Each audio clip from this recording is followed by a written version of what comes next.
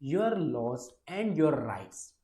इसके unit first के मैं आपके साथ में इंपॉर्टेंट क्वेश्चन शेयर करने वाला हूं जो आपको दिलाएंगे 75 में से 75 फुल मार्क्स। इससे बाहर आपका कुछ भी नहीं जाने वाला है इस चैप्टर के अंदर से, इस कोर्स के अंदर से, जो कि आपका कोर्स क्या है एसएल 5th सेमेस्टर का पॉलिटिकल साइंस का। इस बार आपका सेक का कोर्स, ये वाला कोर्स रखा गया है, जिसके अंदर आपका कोर्स कौन सा है, your laws and your rights, ये वाला आपका कोर्स यहां पर रखा गया है। देन इसके अंदर मैं फर्स्ट यूनिट के बारे में बात करने वाला हूं। इसके इंपॉर्टेंट क्वेश्चन मैं आपको दूंगा, पीडीएफ नोट्स भी इसके साथ में, जिसके अंदर उन क्वेश्चन का आंसर आपको कंप्लीट मिलेगा और वो होगा आपका बिल्कुल एब्सोल्युटली फ्री ऑफ कॉस्ट। बस आपसे कुछ नहीं चाहिए, वीडियो को लाइक, चैनल को सब्सक्राइब और वीडियो को शेयर कर दो, और कुछ नहीं। ठीक है मेरे प्यारे दोस्तों, तो चलिए दोस्तों वीडियो को शुरू करते हैं बिना किसी देर के साथ। और अगर आप लोग हमारे चैनल पर पहली बार है तो प्लीज चैनल को अभी सब्सक्राइब कर देना, साथ में बेल आइकन को ऑन कर देना, ताकि आपको न्यू वीडियो के लेक्चर अपने आप मिलते रहे। तो देखिए मेरे प्यारे दोस्तों, ये मैंने आपके सामने खोल लिया हमारी PDF, BA program semester 5th political, ये आपकी रहने वाली है। पॉलिटिकल कौन सी पॉलिटिकल, स्किल इनहेंसमेंट कोर्स, सेक का जो कोर्स है आपका। इस बार जिस भी बच्चे ने एडमिशन होने के बाद में ये वाला कोर्स लिया है, जिसके अंदर your laws and your rights ये वाली पॉलिटिकल है, तो इसके अंदर हम पढ़ेंगे यूनिट फर्स्ट। यूनिट फर्स्ट के अंदर हम पढ़ रहे हैं आपका rule of law and the criminal justice system in India.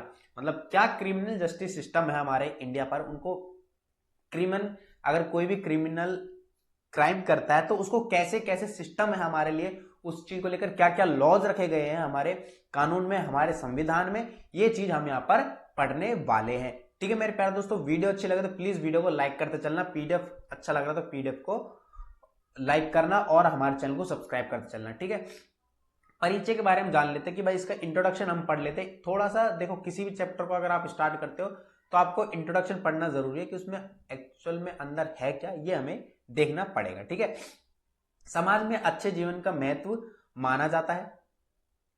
अच्छे जीवन के विचार के अनेक अर्थ हो सकते हैं, लेकिन बुनियादी स्तर पर इसका अर्थ जीने योग्य जीवन है। एक व्यवस्थित जीवन का महत्व इस बात के लिए है कि यह शांति और स्थिरता बहाल करता रहे, यानी बनाता रहे, शांति और स्थिरता बनाए रहे। भाई आपका जीवन सुखी कब रहेगा, जब आप अपनी लाइफ में बिल्कुल स्टेबल रहोगे। दूसरा, आपके जीवन में शांति रहेगी और खुशहाली बनी रहे। ठीक है, मनुष्य किसी स्थिति में शांतिपूर्वक पूर्ण जीवन व्यतीत करता है, किसी प्रकार की राजनीतिक व्यवस्था की स्थिरता है। ठीक है, ये इसमें अब देखो चीजें पढ़ने की कोशिश करते हैं, क्वेश्चंस के ऊपर चलता है कि क्वेश्चन अगर पूछा जाता तो कैसे पूछा जाएगा इनके अंदर से। पहला बोला कि भारत में नागरिक और राजनीतिक अधिकार कौन से हैं, ये हमारे यहाँ पर हमें यहाँ पर देखने हैं। ठीक है, पहला है समानता का अधिकार। भाई समानता का अधिकार अनुच्छेद 14 से लेकर अनुच्छेद 18 तक लिखा गया है। तो अनुच्छेद 14 से लेकर अनुच्छेद 18 तक कौन कौन से अधिकार है ये यहां पर देखने। देखिए दोस्तों, मैं आपको एक चीज बताता हूं, जिस भी बच्चे ने ये वाला कोर्स लिया है उसको ये कोर्स आने वाले टाइम में, अगर आप कंपटीशन एग्जाम फाइट करते हो तो ये वाला कोर्स आपको बहुत ज्यादा हेल्प करेगा, बहुत ही ज्यादा, कम से कम 10 मार्क्स दिलाएगा ये अकेला, एक अकेला कोर्स। तो इसको अच्छे से पढ़ना। ठीक है, चलिए अनुच्छेद 14 के अंदर क्या लिखा है, आर्टिकल 14 क्या कहता है, कानून के समक्ष समानता और कानून का समान संरक्षण। मतलब कानून से हमें समानता मिलनी चाहिए और उसका संरक्षण हमें करना चाहिए। अनुच्छेद 15 के आर्टिकल 15 क्या कहता है, धर्म, मूल वंश, जाति, लिंग या जन्म स्थान के आधार पर भेदभाव का निषेध। मतलब आर्टिकल 15 ये हमारा कहता है कि भाई हमें, भाई देखो आर्टिकल 15 क्या कहता है कि अगर भाई कोई भी इंसान है, बच्चा है, कोई भी औरत है, कोई भी, तो उसको उसकी धर्म, उसका वंश क्या है, उसकी जाति कौन सी है, उसका जन्म स्थान कहां पर हुआ है, उसका जन्म कैसा हो, तो उससे रिलेटेड उसके साथ में भेदभाव नहीं करना चाहिए। कौन सा आर्टिकल कहता है, आर्टिकल 15 ये कहता है, ध्यान रखना। आर्टिकल 16 क्या कहता है, सार्वजनिक रोजगार के मामलों की अवसर की समानता। मतलब जितने भी रोजगार दिए जाए उसमें सबको समान अधिकार दिए जाए। ठीक है, दूसरा क्या है, अस्पष्टता का उन्मूलन। और 8वां क्या है, 18वां अनुच्छेद क्या कहता है, सैन्य या शैक्षणिक को छोड़कर उपाधियों का उन्मूलन किया जाए। देखिए अब दूसरा आपका क्या अधिकार, दूसरा अधिकार कौन सा है, देखो 5 अधिकार कौन सा आपके, नागरिक अधिकार की बात कर रहे हैं हम। किन अधिकारों की बात करें, नागरिक अधिकार की, जिसके अंदर पहला अधिकार आता है आपका समानता का अधिकार, स्वतंत्रता का अधिकार, शोषण के विरुद्ध अधिकार, धार्मिक स्वतंत्रता का अधिकार, और पांचवा रहता है आपका संस्कृति और शैक्षणिक अधिकार। हमने अभी क्या पढ़ा, समानता का अधिकार, हमें किस किस तरह से समान रखना चाहिए एक व्यक्ति को प्रशासन के अंदर या एक देश के अंदर। अब हम पढ़ते हैं स्वतंत्रता का क्या अधिकार होता है। भाई आर्टिकल 19 कहता है कि भाषा, सभा, संघ, आंदोलन, निवास और पेशे की स्वतंत्रता के संबंध में कुछ अधिकार का संरक्षण है। मतलब पेशे यानी प्रोफेशन क्या है उसका, भाई वो कैसा प्रोफेशन कर सकता है, आंदोलन चला सकता है, कहीं पर निवास कर सकता है, बिल्कुल निवास कर सकता है, ठीक है, किसी भी सभा संघ में रह सकता है, भाषण कैसा भी भाषण वो दे सकता है। अनुच्छेद अनुच्छेद 20 यानी आर्टिकल 20 क्या कहता है, अपराधों के लिए दोष सिद्धि के संबंध संरक्षण। मतलब क्या है, अगर आप कोई अपराध कर देते हो और आप उसमें दोषी हो जाते हो तो उससे रिलेटेड भी आपको कुछ संरक्षण दिए जाते हैं, आपको कुछ सिक्योरिटीज दी जाती है यहां पर इस अनुच्छेद के अंदर, इस आर्टिकल के अंदर। तो आप अपने लिए संरक्षण ले सकते हो। जैसे आजकल नहीं लेते, बेल पे चले जाते हैं, कोई अगर क्राइम करता है तो बेल पे चले जाता है, फिर अपने लिए वकील बुला लेता है या फिर अपने लिए कुछ अलग अलग व्यवस्थाएं करवा लेता है जेल के अंदर ही, ठीक है। ऐसे यहां पर चीजें रखी गई है। अनुच्छेद 21 यानी आर्टिकल 21 क्या कहता है, जीवन और व्यक्तिगत स्वतंत्रता का अधिकार। जीवन जीने का उसे अधिकार दिया जाए और उसकी व्यक्तिगत स्वतंत्रता, मतलब एक व्यक्ति है कुछ भी करे उससे मतलब सरकारों को मतलब नहीं होना चाहिए, बट सरकार के मतलब लॉज के दायरे में रह के, मतलब संविधान के दायरे में रहकर ही काम करे। ये नहीं, स्वतंत्रता का मतलब ये नहीं है कि वो किसी का मर्डर कर दे जाकर, ऐसी नहीं स्वतंत्रता। मतलब अपना जीवन आप खुशहाल तरीके से जी सको, आपको कोई इंटरफेयर करने वाला नहीं हो, ठीक है। कुछ मामलों में गिरफ्तारी और रियासत से संरक्षण, अभी बात बताई मैंने। तीसरा है आपका स्वतंत्र, तीसरा नागरिक अधिकार कौन सा है, शोषण के विरुद्ध अधिकार। इसके अंदर क्या है, अनुच्छेद 23 और 24 कहता है कि मानव तस्करी और जबरन श्रम, जो मतलब कि कुछ ऐसे प्रकार के बिजनेस होते हैं जैसे ड्रग्स हुआ और किडनैपिंग हुई, इन सब के विरुद्ध निषेध किया जाए, मतलब इन्हें बंद किया जाए, ये आर्टिकल 23 कहता है। आर्टिकल 24 कहता है कारखानों आदि में बच्चों के रोजगार पर प्रतिबंध। आज भी आप लोग जानते हो कि काफी सारे बच्चे जो रोजगार लेते हैं, मतलब काम करते हैं कारखानों में, पटाखों की फैक्ट्रीज है, वहां पर भी कारखाने हैं, उनमें बच्चे काम करते हैं, आप लोग देखोगे, ठीक है। तो उनको, उनकी लाइफ को भी हार्मफुल होती है ये सारी चीजें। तो इन पर क्या लगाया गया, प्रतिबंध लगाया जाए, किसके, अनुच्छेद 24 के अकॉर्डिंग। ये अनुच्छेद आपको वीडियो देखने से ऐसे याद हो जाएंगे, ये गारंटी है। धार्मिक स्वतंत्रता का अधिकार। धार्मिक स्वतंत्रता का अधिकार के अंदर आर्टिकल 25 क्या कहता है, अंत कारण की स्वतंत्रता और धर्म को स्वतंत्र रूप से अपनाने, आचरण करने और प्रचार करने की स्वतंत्रता। मतलब भाई आपका कोई भी धर्म हो, अगर आप अपना धर्म को चेंज करना चाहते हो कर सकते हो, आपके ऊपर पूरी स्वतंत्रता, आप अपने धर्म का प्रचार भी कर सकते हो, यह आपकी स्वतंत्रता है, ठीक है। ये स्वतंत्रता आपसे कोई नहीं छीन सकता। आर्टिकल 26 क्या कहता है, धार्मिक मामलों का प्रबंध करने की स्वतंत्रता। मतलब अगर आपके धर्म से रिलेटेड कोई भी मामले है, कुछ भी लड़ाई जंगे हो गए, कुछ भी हो जाता है तो उसको आप प्रबंध कर सकते हो, यह आपका स्वतंत्र अधिकार है। धार्मिक आधार पर करों में मुक्ति। करों में मुक्ति जैसे आजकल आप नहीं देखते कि आजकल जो मतलब जैसे कैटेगरीज वाइज आप देखते हो, अगर मैं एग्जांपल लूँ स्कूलों में या फिर कट ऑफ आती है तो कैटेगरी वाइज नहीं आती, general, SC ST OBC PWS EWS, है ना। तो ऐसे यहाँ पर अधिक करों में मुक्ति दी जाए, मतलब कोई उनके ऊपर टैक्स लग रहा है तो उस चीज में भी उनको मुक्ति दी जाए, ठीक है। कुछ शैक्षणिक संस्थाओं में धार्मिक शिक्षा से मुक्ति, मतलब कुछ ऐसी संस्थाएं हो जिनके अंदर भाई धर्म की शिक्षा नहीं दी जाए, बल्कि उनको हटाकर सिर्फ अपने देश से रिलेटेड या फिर अपने काम से रिलेटेड, अपने जीवन से रिलेटेड क्या दिए जाए, शिक्षा दी जाए, ठीक है। सांस्कृतिक एवं शैक्षणिक अधिकार, अनुच्छेद 29 से लेकर अनुच्छेद 30 तक। अनुच्छेद 29 में लेकर है बोला अल्पसंख्यकों के हितों की सुरक्षा, अल्पसंख्यक यानी छोटे वर्गों के उनकी हितों की सुरक्षा, और शैक्षणिक संस्था की स्थापना और प्रशासन करने का अल्पसंख्यक का अधिकार, ठीक है। संवैधानिक उपचारों का अधिकार, मतलब अनुच्छेद 32 में बोला गया है कि मौलिक अधिकार को लागू करने के लिए भारत के सर्वोच्च न्यायालय में जाने का अधिकार अनुच्छेद 3 के तहत गारंटी कृत है। मतलब भाई आपके जो भी मौलिक अधिकार है उनको लागू करवाओ अपने लिए, तो उसके लिए आपको कहां जाना पड़ेगा, उच्च न्यायालय, हाई कोर्ट, सर्वोच्च न्यायालय, हाई कोर्ट, सुप्रीम कोर्ट, आप जाओ। राजनीतिक अधिकार भी, आपको कुछ राजनीतिक अधिकार भी दिए गए, इनके बारे में आपको पता होना जरूरी है। ठीक है, चलिए अब पढ़ते हैं हमारे मेन टॉपिक के ऊपर। जो ये टॉपिक जो हमारा ये लेसन में बोला गया है क्रिमिनल्स के ऊपर, बोला भारत में अपराधी न्याय प्रणाली कैसी। अगर भाई कोई अपराधी अपराध कर देता है तो उसके ऊपर कैसा न्याय अपनाती है हमारी सरकार, हमारी गवर्नमेंट कैसी है, उसके लिए क्या क्या कानून बनाए गए हमारे संविधान में, ये हमें पढ़ना है। ठीक है, बोला है भारत में आपराधिक न्याय प्रणाली न्याय, समानता और निष्पक्षता के सिद्धांतों पर आधारित है। यह भारत के संविधान और संसद द्वारा अधिनिष्ठ विभिन्न कानूनों द्वारा शासित है। यहां भारत में आपराधिक न्याय प्रणाली के प्रमुख घटकों का अवलोकन दिया गया। चलिए पढ़ते हैं।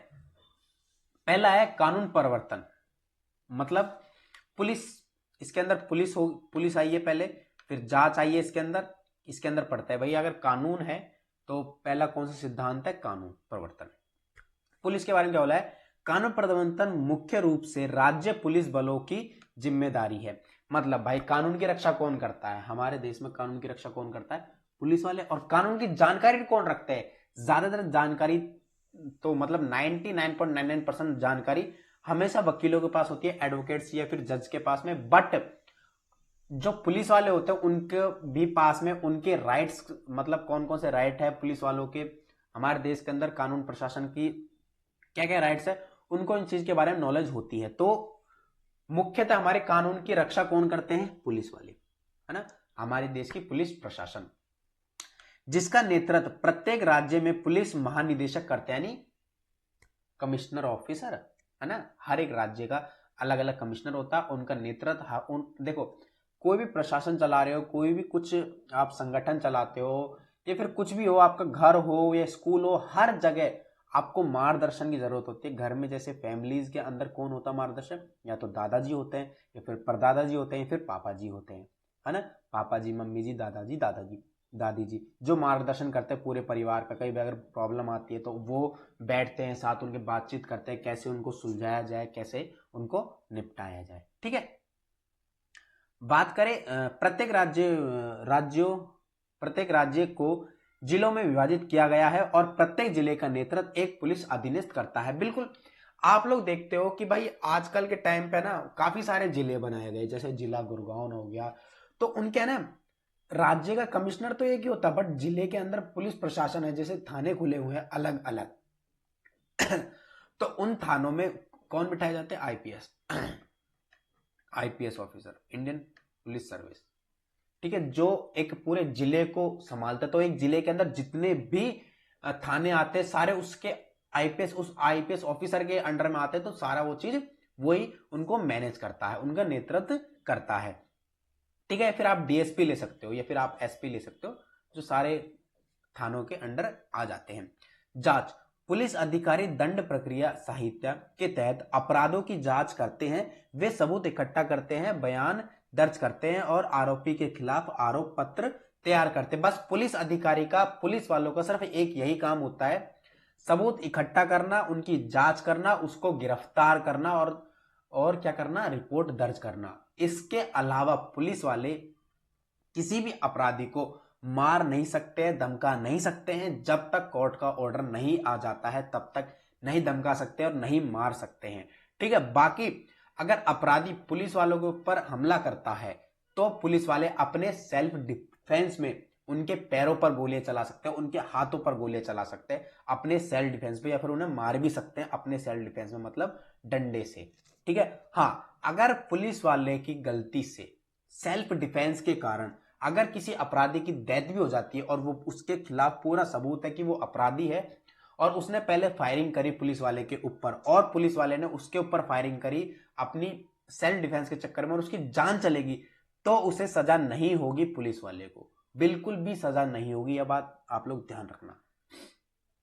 न्यायपालिका, अब हमारे देश में न्यायपालिका क्या करती है, कानून तो हमने पढ़ लिया, कानून में पुलिस आ गई, तो न्यायपालिका क्या करेगी इसके अंदर, यानी कोर्ट क्या करेगी, जिला अदालत, उच्च न्यायालय और सर्वोच्च न्यायालय, सुप्रीम कोर्ट, हाई कोर्ट और जिला अदालत यानी डिस्ट्रिक्ट कोर्ट।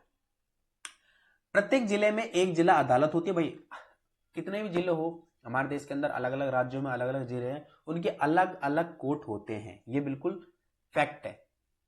जो आपराधिक मुकदमों के लिए प्राथमिक अदालत होती है, मतलब कोई भी छोटी मोटी अगर काम हो जाता है, छोटा मोटा क्राइम हो जाता है, तो सबसे पहले जिला पुलिस के पास ही जाता है, जिला पुलिस में ही जाता है, ठीक है, जिला अदालत में ही जाता है। तो वहां पर वो देखते हैं कि क्या है क्या नहीं है। बट जब उनसे कंडीशन समझ नहीं होती है तो वो क्या करते हैं, उच्च न्यायालय में चले जाते हैं, हाई कोर्ट में चले जाते हैं, फिर वो सुप्रीम कोर्ट में चले जाते हैं। ऐसे ऐसे इनकी कार्रवाई आगे बढ़ती जाती है, ठीक है। हाँ, आगे क्या बोला, इन अदालतों में न्यायाधीश, मजिस्ट्रेट और सत्र न्यायाधीश होते हैं। मजिस्ट्रेट इनमें न्यायाधीश होते हैं, मतलब जज इनमें कौन होते हैं, मजिस्ट्रेट। चलिए उच्च न्यायालय की बात कर लेते हैं। प्रत्येक राज्य में एक उच्च न्यायालय होता है जो उस राज्य की निचली अदालतों के निर्णय पर अपीलीय प्राधिकारी के रूप में कार्य करता है। बिल्कुल भाई, हर एक राज्य है तो हर एक राज्य में अपना एक न्यायालय होते हैं, उन्हें हाई कोर्ट बोलते हैं हम, ठीक है भाई। जिला अदालत में अगर काम ना चले, भाई किसी को संतुष्टि ना मिले, कोई अपराधी है, उसको अपराध मतलब बाइज्जत बरी करती है, लेकिन जिसके साथ अपराध हुआ वो संतुष्ट नहीं है, तो वो क्या करता है, उच्च न्यायालय में चले जाता है, उसमें वहां पर को केस दर्ज करवा देता। तो जो उच्च न्यायालय है तो वहां से वो पहले प्राथमिक न्यायालय, जहां पर प्राथमिक न्यायालय में जहां पर वो केस चल रहा था, तो उस केस को अपने अंडर लेती है, उसकी पूरी जांच करती है, तब वो मतलब तारीख दी जाती है उन्हें, तारीख पे तारीख, तारीख पे तारीख, समझ में। चलिए सर्वोच्च न्यायालय, भारत का सर्वोच्च न्यायालय देश की सर्वोच्च न्यायिक संस्था है, ठीक है। उच्च न्यायालय की अपील सुनता है और महत्वपूर्ण कानूनी मुद्दे पर निर्णय लेता है। मतलब उच्च न्यायालय जो डिसीजन लेता है वो उसको ये सुनता है, बट फिर उसके बाद में जो भी उसके अंदर चेंजेस करने होते हैं, जो भी निर्णय लेने होते हैं, कौन लेता है, सर्वोच्च न्यायालय, सुप्रीम कोर्ट। चलिए कानूनी प्रक्रिया, कानूनी प्रक्रिया कैसी है हमारे देश में क्रिमिनल्स को लेकर, ये देखते हैं।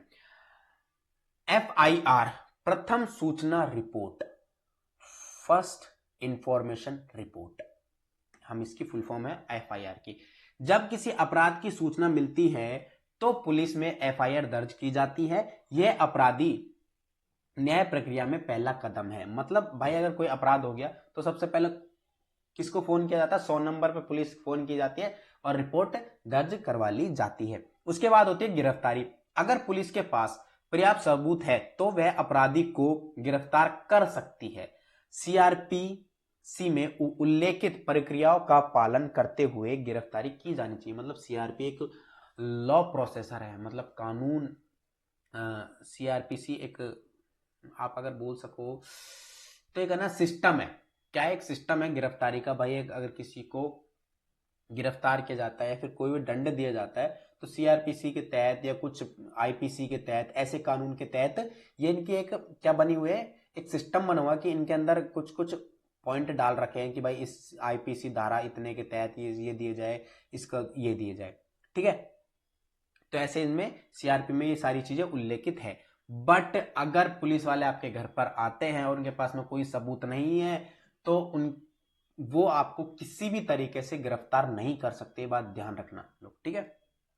जमानत, आरोपी व्यक्ति जमानत के लिए आवेदन कर सकते हैं। बिल्कुल आप अपनी बेल ले सकते हो, आवेदन कर सकते हो, अपील कर सकते हो, जो अपराध की गंभीरता और आरोपी के भागने की संभावना सहित विभिन्न कारणों के आधार पर दी जा सकती है। मुकदमा, मुकदमा अदालत में चलता है। अभियोजन पक्ष साक्ष्य प्रस्तुत करता है और बचाव पक्ष के पास इसका खंडन करने का अवसर होता है। बिल्कुल भाई, कोर्ट में केस चलेगा, कोर्ट में केस चलेगा तो दोनों दलीलें, दोनों की दलीलें सुननी जाएगी, तो वो भी अपना बचाव कर सकता है और वो भी अपना बचाव कर सकता है, आपस में दोनों अपना बचाव कर सकते हैं। सजा, यदि आरोपी दोषी पाया जाता है तो अदालत सजा सुनाती है, जिसमें कार्यवास, जुर्माना दोनों शामिल हो सकते हैं। बिल्कुल कार्यवास भी हमारे अगर आप लोग देखोगे तो हमारे देश में फांसी की सजा नहीं सुनाई जाती है। ज्यादातर कुछ मामले ऐसे होते हैं जिनमें फांसी की सजा नहीं सुनाई जाती जब तक उसकी पूरी तरीके से जांच नहीं की जाती कि भाई बंदा वाकई में ही क्रिमिनल है, उसने बंदे ने वाकई में वो काम किया है, ठीक है। तो उसमें उसको कारावास भी हो जाता है, जैसे उम्र कैद भी दे सकते हैं, और उम्र कैद ज्यादा नहीं होती, 20 साल की उम्र कैद होती है। भाई 25 साल का कोई है जिसको 20 साल की उम्र कैद हो जाती है तो कितने साल का हो गया, 45 साल का। अब 45 साल बाद में वो बाहर आएगा जेल से, तो उसका करियर तो वैसे ही खत्म, उसकी जिंदगी तो वैसे ही खत्म है ना। तो चाहे उसे सजाए मौत दो, चाहे उसे उम्र कैद की सजा दो, कोई फर्क नहीं पड़ता, वो तो वैसे जिंदगी झंड हो जाएगी उसकी, है ना। तो अपराधों से दूर रहो, अच्छे कर्म करो, अच्छे काम करो। सुधार क्या क्या है, देखो सुधार से पहले मैं आपसे बात कर लेता हूं। ये क्वेश्चन है पूरा, भारत में अपराधी न्याय प्रणाली, ये क्वेश्चन है जो कि आपका 15 मार्क्स का आएगा। मैं बताना भूल गया था शुरुआत में, जो कि आपका 15 मार्क्स का आएगा, क्योंकि पिछले पेपर्स में देखा है। और दूसरी बात, इसके अंदर जो ये मैंने लाइनें लिखी है ना, जो मैंने पॉइंटें समझा रखे हैं, ये मैंने थोड़े थोड़े पॉइंट लिए ताकि आप लोगों को चीजें समझ में आ जाए, ठीक है। थोड़े थोड़े पॉइंट लिए ताकि आप लोगों को चीजें समझ में आ जाए, बट आप लोग इनको समझोगे, आप मेरी वीडियो देख लोगे, लेक्चर कंप्लीट कर लोगे, तो उसके बाद में आप लोग खुद से इन्हें पीडीएफ को पढ़ोगे, तब आपको समझ में आएगा कि भाई एक्चुअल में हमें इसमें और बढ़ा के क्या लिखना है, जिससे हमें पूरे 15 के 15 मार्क्स मिल जाए। मैं एक आपको रास्ता दे रहा हूं, आपको पेपर में खुद हाथ पकड़ के लिखवा नहीं सकता, लिखना आपको ही पड़ेगा, ठीक है। सुधार क्या क्या है, क्या क्या सुधार कर सकते हैं हमारे अपराधियों के लिए, क्या क्या सुधार हो सकते हैं। जेल, दोषी व्यक्ति जेलों में अपनी सजा काटते हैं, बिल्कुल। भारत में केंद्रीय और राज्य जेलों का मिश्रण है। पुनर्वास, कैदियों को उनकी सजा काटने के बाद समाज में फिर से शामिल होने में मदद करने के लिए जेलों के भीतर विभिन्न पुनर्वास कार्यक्रम आयोजित किए जाते हैं। बिल्कुल ये मतलब है सुधार का। अब देखिए आप लोग, ये मतलब है सुधार का। कोई भी अपराधी है, जैसे मान लो हम छोटा सा क्राइम ले लेते हैं, हम ले लेते हैं चोरी। अगर उसने चोरी करी 1-2 महीने के लिए, लास्ट 1 साल के लिए उसको जेल होगी, तो उसको जेल में ये नहीं कि मारा पीटा जाएगा, नहीं, उसको जेल में खाना भी दिया जाएगा, सारा 2 टाइम का खाना भी मिलेगा, उसे दूध भी मिलेगा, सब कुछ मिलेगा। लेकिन उसको जेल के अंदर जो जेलर्स होंगे, जो फिर वहां के फिजिकल एक्सपर्ट होंगे, जो भी मतलब कांस्टेबल होंगे, हवलदार होंगे, वो क्या करेंगे, उन्हें एक्टिविटीज कराएंगे अपनी लाइफ से जुड़ी हुई, कि भाई अगर 1 साल बाद वो निकले तो एक अच्छा इंसान बन के निकले, कि वो दोबारा जो उसने चोरी करी है तो दोबारा चोरी ना करे। तो उनको चीजें सिखाई जाती, ना कि उन्हें पीटा जाता। ये बहम निकाल देना आप लोग अपने दिल से। कानूनी सुरक्षा उपाय क्या है, इसके बारे में। कानूनी सहायता, संविधान उन लोगों को कानूनी सहायता की गारंटी देता है जो इसे बहन नहीं कर सकते हैं। निर्दोषता की धारणा, दोषी साबित होने तक आरोपी को निर्दोष माना जाता है। बिल्कुल, जब तक आरोपी के खिलाफ पूरे पक्के सबूत नहीं मिल जाते, तब तक वो निर्दोष कहलाता है। तब तक चाहे दुनिया वाले कितनी उंगली उठाते रहे, लेकिन वो निर्दोष होगा तब तक जब तक कि पूरे सबूत उसके खिलाफ ना हो जाए, ठीक है। चुप्पी का अधिकार, आरोपी को आत्म दोषारोपण से बचने के लिए चुप रहने का अधिकार है। बिल्कुल वो चुप रह सकता है, भाई वो ना बोले तो ना बोले, उस चीज के बारे में नहीं बताया तो नहीं बताए। कि अगर उसने मान लो चोरी कर ली तो वो नहीं बताएगा कि भाई मैंने चोरी की है, बिल्कुल नहीं बोलेगा, बिल्कुल नहीं बोलेगा, उसका अधिकार है, वो नहीं बोल सकता। बोलने का भी अधिकार है और ना बोलने का भी अधिकार है, ठीक है। वकील का अधिकार, अभियुक्त को कानूनी वकील द्वारा प्रतिनिधित्व करने का अधिकार है। बिल्कुल उसे वकील भी दिया जा सकता है, उसका अधिकार है, वो अपने लिए वकील भी अपॉइंट करवा सकता है कानून से। प्राइवेट तो कर ही सकता है, लेकिन किंतु परंतु वो अपने लिए कानूनी वकील भी बुलवा सकता है। चुनौतियां क्या क्या है उनके सामने, मामलों का बैकलॉग, मतलब भारतीय न्यायपालिका में मामलों का भारी बैकलॉग है, जिसके कारण न्याय देने में देरी होती है। बिल्कुल भाई, कुछ मामले ऐसे होते हैं ना जिनमें ज्यादा ही वो चल रहा है, मतलब सॉल्यूशन ही नहीं मिल रहा उनको। न्यायालय मतलब जज भी क्या करता है, उन्हें सॉल्यूशन नहीं मिलता, तो वो क्या करता है, ज्यादा चलो भाई अगली तारीख पे मिलते हैं, चलो भाई अगली तारीख पे मिलते हैं, तुम नहीं मान रहे, वो नहीं मान रहे, चलो भाई अगली तारीख पे मिलते हैं, चलो भाई अगली तारीख पे मिलते हैं। तो इनमें क्या होती है, देरी होती है, ठीक है। पुलिस सुधार, कानून प्रवर्तन को अधिक जवाबदेह और कौशल बनाने के लिए पुलिस सुधारों के बारे में चर्चा चल रही है। गवाह सुरक्षा, भारत में व्यापक गवाह सुरक्षा कानून का अभाव है, जिससे गवाह धमकियों और डरने धमकानों के प्रति संवेदनशील हो जाते हैं। अभाव का मतलब समझते हो, यानी कमी है। भाई कोई गवाह, अगर मान लो किसी का मर्डर हो गया, उसने मर्डर होते हुए देख लिया, और जो बंदा मर्डर कर रहा, अगर उसने देख लिया कि इसने तो मुझे मर्डर करते हुए देख लिया, तो उसे क्या करेगा, या तो इसके बीवी बच्चों को धमकाएगा या जान से मार देने की धमकी देगा, लेकिन उसको सुरक्षा नहीं मिलेगी। किसको, जो गवाह है, तो उसको सुरक्षा नहीं मिलेगी। तो ये एक हमारे देश का बड़ा एक डीमेरिट आप बोल सकते हो कानून प्रशासन का, ठीक है, कि सुरक्षा नहीं दी जाती है। आज के टाइम पे आप लोग देखते हो कि भाई क्या ही चल रहा है, कुछ भी नहीं पता, आपको पता है कि क्या क्या चल रहा है। अगर आप लोग न्यूज़ देखते हो, वाकई में अगर आप लोग फोन से हटके रील्स ना देखो, यूट्यूब पे शॉर्ट्स ना देखो, फालतू की बकवास ना देखो, अगर आप लोग रियल लाइफ से जुड़ी हुई चीज देखो, तो आपको पता चलेगा वाकई में कि दुनिया में क्या चल रहा है। अगर आप लोग समाचार देखते हो, अगर आप लोग न्यूज़ देखते हो, अभी आपको पता होगा इसराइल के बीच में जो युद्ध चल रहे हैं, है ना। देखो पहले यूक्रेन में चला था, अब वो भी अभी भी चल रहा है, चल तो भी रहा है, लेकिन अब उसकी कोई ज्यादा चर्चा नहीं कर रहा। अब देखो कितने युद्ध चल रहे हैं, तो क्या कुछ नहीं पता, क्या पता वर्ल्ड वॉर छिड़ जाए, कुछ पता नहीं है, ये बात ध्यान रखना। तो इसलिए ना अपने देश के बारे में अवेयर रहा करो, उन चीजों को देखा करो, ठीक है। चलिए भारत में पुलिस संगठन के बारे में समझ ले कि भारत में हमारा पुलिस प्रशासन कैसा है, इसके बारे में समझते हैं। केंद्रीय पुलिस संगठन, केंद्रीय पुलिस संगठन यानी सेंट्रल पुलिस कैसी है हमारी, ये बारे में देखते हैं। केंद्रीय जांच ब्यूरो यानी सीबीआई का क्या काम है, ये सीबीआई है क्या, ये करती क्या है। सीबीआई भारत की प्रमुख जांच एजेंसी है। यह कार्मिक, लोक शिकायत और पेंशन मंत्रालय के अधिकार क्षेत्र में संचालित होती है। यह प्रमुख अपराधों, भ्रष्टाचारों के मामलों और राष्ट्रीय महत्व के मामलों की जांच करते हैं। आप लोग देखते हो भाई, अगर कोई मामला है जो पुलिस से सॉर्ट आउट नहीं हो पा रहा है, मतलब पुलिस उसके लिए सबूत इकट्ठा नहीं कर पा रही है, तो क्या करते हैं वो, एक हफ्ते के बाद में क्या करते हैं, उसको केस को उठा के इसको देते हैं, सीबीआई को देते हैं कि सीबीआई वाले आप अपनी जांच करें, क्योंकि इनके पास में ज्यादा टेक्नोलॉजी होती है, ठीक है।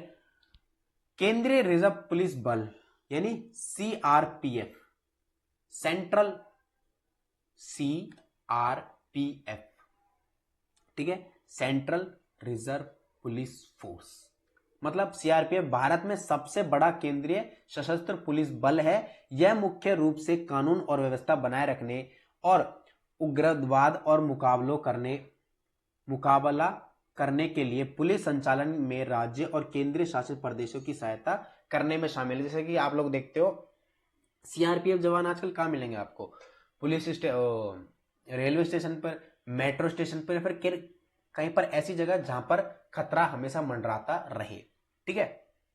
सीमा सुरक्षा बल यानी बीएसएफ, है ना, बीएसएफ के बारे में सभी जानते हैं यार। भारत तिब्बत सीमा पुलिस आईटीबीपी, आईटीबीपी को भारत चीन सीमा पर सीमा सुरक्षा कार्यरतों के लिए तैनात किया जाता है। मतलब तिब्बत और जो हमारे तिब्बत भारत जो उसका क्षेत्र है, तिब्बत कौन सा, चीन, तिब्बत चीन और हमारे भारत के बीच में जो भी रेखा है उस पर किससे दिया गया है, आईटीबीपी को बिठाया गया, आईटीबीपी को तैनात किया गया है, वहां की फोर्स को तैनात किया गया है।